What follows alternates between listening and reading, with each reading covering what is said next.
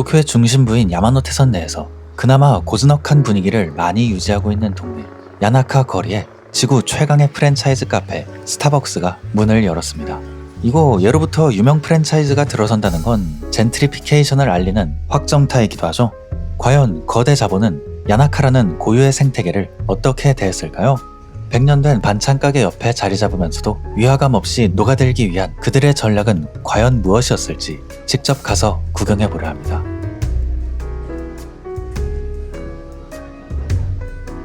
이번에 구경할 스타벅스 커피앤아트 갤러리 야나카 고덴자카점은 JR 야마노테선 니포리역에서 내려 야나카 긴자 거리로 향하는 길목에 문을 열었는데요.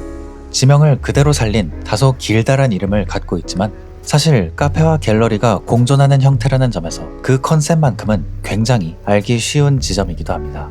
제가 굳이 알기 쉬운이라고 덧붙인 이유는 커피와 아트의 결합 자체는 이미 스타벅스가 오랫동안 구축해온 익숙한 세계관이기 때문입니다. 그러니까 이곳을 단지 카페에 발걸음을 옮겼다가 예상치 못한 미술작품과 마주하고 끝내 머무르는 시간이 느리게 흐르는 구조화 감각에 가깝다 등의 AI식 말투로만 읊기에는 그건 이미 스타벅스가 예전부터 잘 해오던 것이라는 이야기죠. 당장 인근의 우에노 공원점은 근처 도쿄예술대학과의 연계를 통해 매장 내부에 도쿄예대 학생들의 작품을 전시하고 있으며 농학교 인근의 청각장애인 전용 사이니지 스토어에서는 청각장애인 부모를 둔 일러스트레이터 카도 히데이코의 작업으로 공간을 구성해온 바 있습니다. 이처럼 스타벅스는 그저 소비 공간으로 남기보다 지역과 창작자를 연결하는 플랫폼으로서의 역할을 꾸준히 확장해 왔습니다. 그럼에도 이곳이 보다 특별하게 느껴지는 이유는 설계 단계에서부터 단순한 전시를 넘어 실제 판매와 구입을 전제로 한 보다 적극적인 의미의 갤러리로 기능하고 있기 때문인데요. 작품이 거래되고 작가와 팬이 만나 상호작용하는 행위까지 매장 안으로 끌어들였다는 점에서 기존의 시도보다 한 발짝 더 나아간 형태라고 할 수 있겠습니다. 더구나 야나카를 포함한 소위 야네센 지역은 앞서 나왔듯 바로 옆에 있는 우에노와 도쿄 예대의 영향으로 골목 곳곳에 크고 작은 갤러리와 작가들의 작업실이 밀집한 곳이기도 합니다. 다시 말해 야나카 고덴자카점은 자본이 지역의 창작 생태계로 일부 환원되는 구조를 만들어낸 것입니다. 단순한 카페가 아니라 지역 예술의 플랫폼이라는 명분을 세움으로써 부정적인 이미지를 어느 정도 희석시켰다고 볼 수 있겠네요.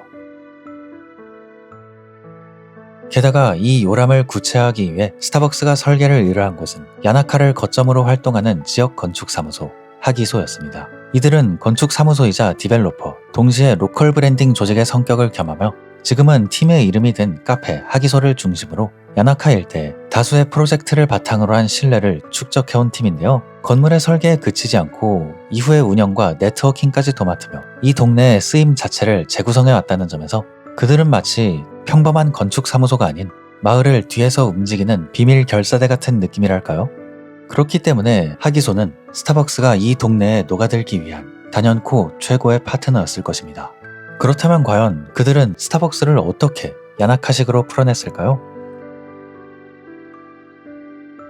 야나카는 이전에 영상으로도 다뤘던 시모키타자와 마찬가지로 골목길 여기저기에 간판 건축이 많이 남아있는 동네입니다.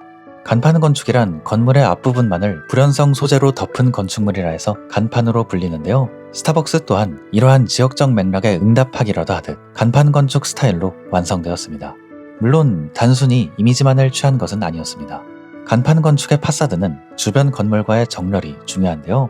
이곳 또한 바로 옆에 있는 100년 역사의 작은 반찬 가게 나카노야와 건물과 창문 그리고 차양의 높이까지 치밀하게 맞춰져 있기 때문입니다.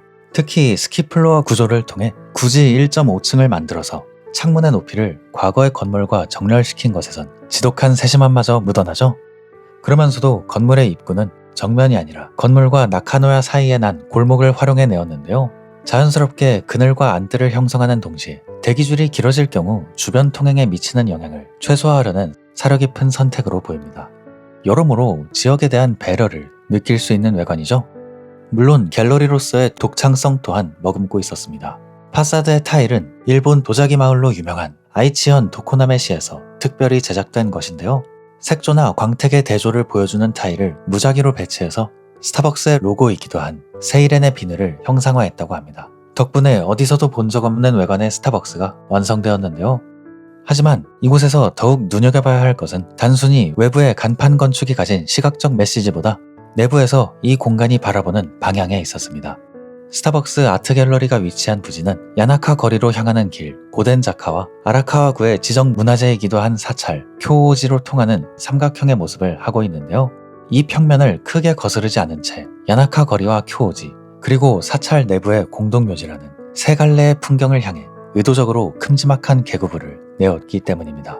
단순히 창을 낸 것을 넘어 박공지붕의 용마루마저 그 방향을 가리키며 내부와 외부의 형태를 구성하고 있는 모습은 이 장소가 무엇을 향해 열려 있는지를 우리에게 명확하게 일러주는 듯합니다. 갤러리라는 새로운 기능을 덧붙이면서도 건물의 시선만큼은 끝까지 야나카라는 지역의 시간성과 정적인 분위기에 고정시키고자 한 것입니다. 물론 이용자의 시선은 일방향적이지 않고 한없이 열려 있었는데요. 스키플로어가 만들어낸 바닥의 단차는 자연스럽게 입체적인 동선을 유도하고 그 동선은 곧 다양한 높이에서 작품을 바라보는 시선으로 이어지고 있었습니다. 덕분에 관람객은 마치 산책하듯 공간을 오르내리며 작품과 마주하게 되죠. 다시 말해 같은 작품이라도 서 있는 위치에 따라 전혀 다른 각도로 경험하게 된다는 것인데요. 이러한 감상 방식은 화이트 큐브로 일컬어지는 일반적인 갤러리에서는 쉽게 얻기 어려운 이곳만의 묘미이지 않을까 생각되네요. 이러한 큰 그림과 함께 제대로 된 갤러리로 기능할 수 있도록 고려한 디테일 역시 곳곳에서 드러납니다. 용마루에서 이어지는 석가래 모양의 부재를 레일처럼 활용해 핀 조명을 유동적으로 배치할 수 있고, 중앙의 반층 구조와 비워진 공간은 대형 캔버스나 설치 미술까지 수용할 수 있는 충분한 벽면과 공간을 만들어내죠. 여러분은 스타벅스에서 이토록 정갈하고 새하얀 벽을 본 적이 있으신가요? 저는 없는 것 같은데요. 이 또한 갤러리로서 기능하기 위한 이곳만의 특징이겠죠? 매장에 놓인 가구 또한 100년 역사의 일본 목공 브랜드 히다산교의 제작 가구와 우리에겐 무인양품의 아트 디렉터로도 유명한 하라켄야가 디자인한 컬렉션 가구로 구성되어 정말 스타벅스의 갤러리다운 무겁지 않은 선에서 공간에 적당한 품위를 더하기에 딱 맞는 가구 선택이지 않나 생각되네요. 보통 스타벅스 정도 되는 대형 프랜차이즈 매장들을 보면 어지간히 힘주는 곳이 아니고서야 이렇게 디자인 가구 잘 안 두는 걸로 알고 있는데요. 그 점에서 이 매장이 스타벅스에 있어서도 굉장히 중요한 곳이라는 걸 알려주는 포인트라고 보시면 되겠습니다. 영상을 올리는 현 시점, 오픈 기념 전시로 카린 호소노, 쇼타로 사나다, 그리고 유소라 세 작가의 단체전이 6월 28일까지 개최 중인데요. 작가 개개인이 느끼는 야나카 거리를 주제로 한 만큼 주제 선정 또한 지역과의 공명으로 더할 나위 없는 전시라고 생각됩니다. 촬영 시점에 이미 상당수가 판매된 상태인 것을 보면 두 가지 기능이 이미 성공적으로 양립 중임을 알 수 있었네요. 이렇게 오늘은 니포리에 새로 생긴 스타벅스 아트갤러리 야나카 고덴자카점에 대해 빠르게 풀어보았는데요. 화려하진 않지만 단단한 스타벅스, 여러분은 어떻게 보셨나요? 저는 새삼 지역 건축가의 중요성을 느끼는 자리였던 것 같습니다. 야나카를 누구보다 가까이에서 이해하고 있는 하기소가 아니었다면 이렇게 근사한 스타벅스는 결코 나오지 못했을 것이기 때문입니다. 흔히 건축은 형태가 아닌 맥락을 다루는 작업이라고 합니다. 하지만 그 맥락이라는 것은 일반인인 우리로서는 이해하기 버거운 부분이 많은 것도 사실인데요. 그 점에서 이 스타벅스 갤러리는 지역의 맥락과 연결된 건축이란 무엇인지 이해하기 쉽고 재미있게 보여주는 곳이기 때문에 무척이나 의미있게 다가온 장소였던 것 같습니다. 물론 그래도 스타벅스는 스타벅스죠. 이곳의 성공이 다른 대형 자본의 유입을 부추길 수 있다는 점은 향후 해결해야 할 숙제로 여전히 남아있을지도 모릅니다.